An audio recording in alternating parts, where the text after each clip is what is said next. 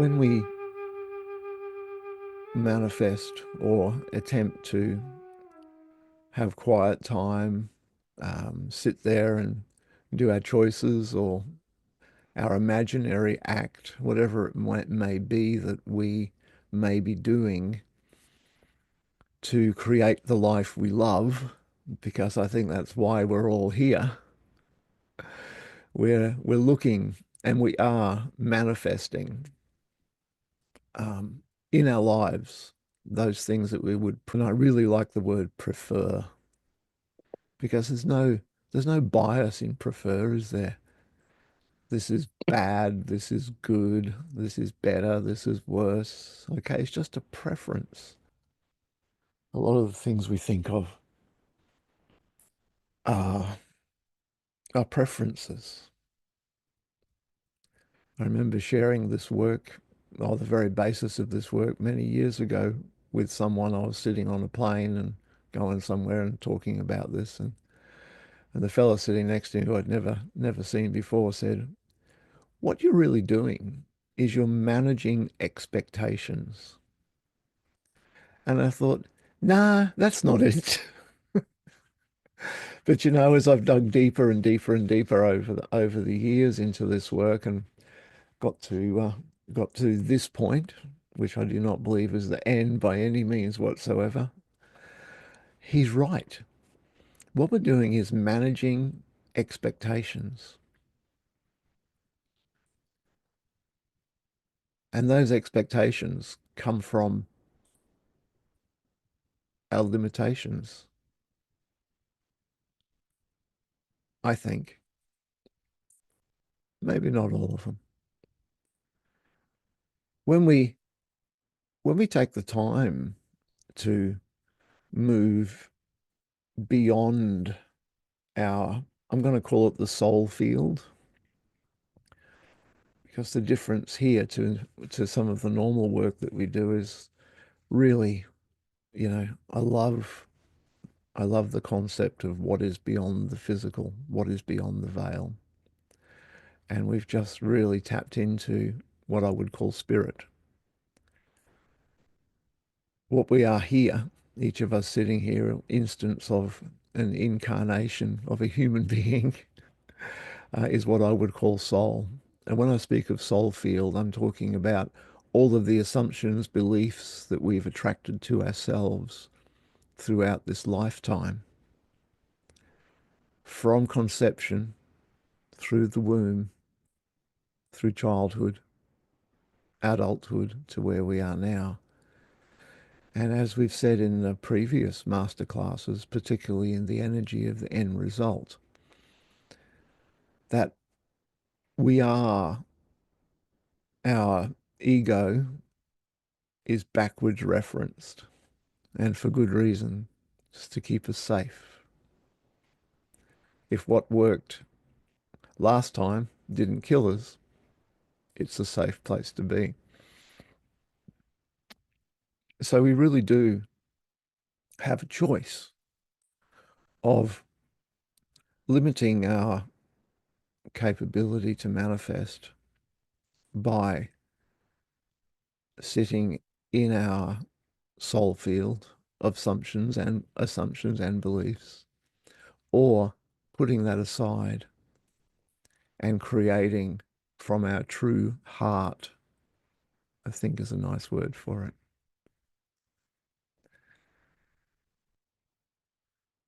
The ego is all about possessions, feeling better about ourselves. You know, need a new car, not because I need it, because I want it. Or maybe I saw an advert on television that told me that I needed another one because I'm going to be cool like all those people on the adverts. Or I'm going to buy an electric car because I feel I have to contribute to improving the environment, whatever it may be. I remember my father and his brother, my uncle, constantly competing with each other to try and outdo each other. If you listen to my podcast, which was the sort of uh, prequel to this masterclass. Every time my father bought a house, so my uncle bought a bigger house. My father put a swimming pool in, so my uncle put a bigger swimming pool in. It was just like watching a race. My father bought an electronic organ, so my uncle bought a bigger one. It was always this competition going on between them. And heck, where did that come from? It probably came from some childhood sibling competition thing that was going on. But seriously, it wasn't so much driving my father, but it was driving my uncle crazy, you know? He was just always trying to be better and doing more and more and more. And I kind of wonder, really, if he hadn't have been competing from his need to outdo his brother, I wonder what he would have created if he was creating from his essential nature rather than from his egoic need to be better than Ken. I really wonder what he would have created. And realistically, a part of what we're talking about today is creating from beyond or before, whichever way you want to look at it, our egoic limitations. Getting those out of the way, those of you who have done the energy of the end result would remember when we stepped into the victim circle and felt the energy of that, and then stepped into the creator circle and felt the energy of that, what the difference between the two was. So obviously, creating from our genius, as it's quite often said, is way more effective than creating from a victim mentality. I think we all know that. But the real root of this here is, what is it that you want to be creating? And when we start to decide what we prefer to have in our lives from a point of ego or victim or saboteur assumptions and beliefs, then we're going to start creating that which is probably not for our highest good. And by highest good, I don't mean in comparison to anything else. It's hard to explain this without using absolutes, isn't it? Probably start creating what is not from our heart space, creating rather from our head.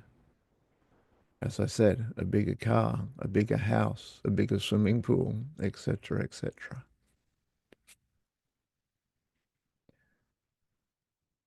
So perhaps even to the point, because I do believe everyone here has had a good go at deciding what it is that they want to have in their lives, what they prefer to have in their lives. I wonder for you, how many of those things were born not out of your essential nature, but were born out of your egoic space where you felt you needed it, from that place of negative vision where I need this because I feel a lack in myself.